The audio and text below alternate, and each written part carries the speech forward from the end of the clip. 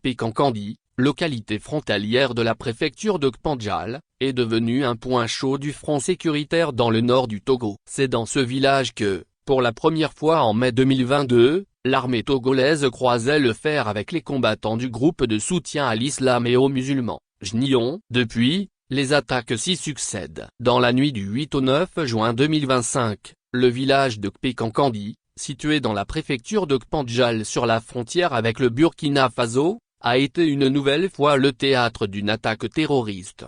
Les forces de défense et de sécurité, FDS, togolaises, positionnées dans l'école primaire transformée en poste opérationnel avancé, TOB, ont opposé une riposte ferme, repoussant vigoureusement l'assaut.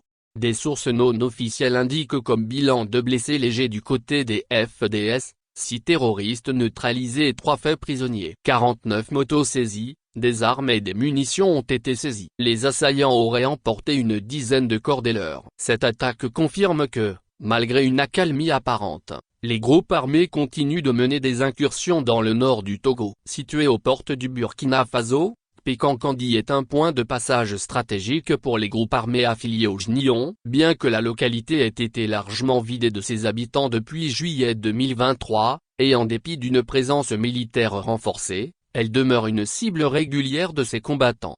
L'attaque de la nuit dernière s'ajoute à une série déjà longue d'événements sanglants ayant endeuillé le village. Le 11 mai 2022, ce fut la première confrontation directe entre l'armée togolaise et les combattants du JNION sur le sol national. 2 ans plus tard, le 20 juillet 2024, le camp militaire de la localité est victime d'une attaque particulièrement meurtrière. Plusieurs centaines de combattants ont encerclé le camp, causant plus de 20 morts dont les rangs des FDS. Les FDS résistent comme ils peuvent, mais cette guerre asymétrique impose une réponse multidimensionnelle. Il ne s'agit plus seulement de tenir militairement le terrain, mais de réhabiliter les localités abandonnées, de reconstruire le lien social et de permettre le retour sécurisé des déplacés.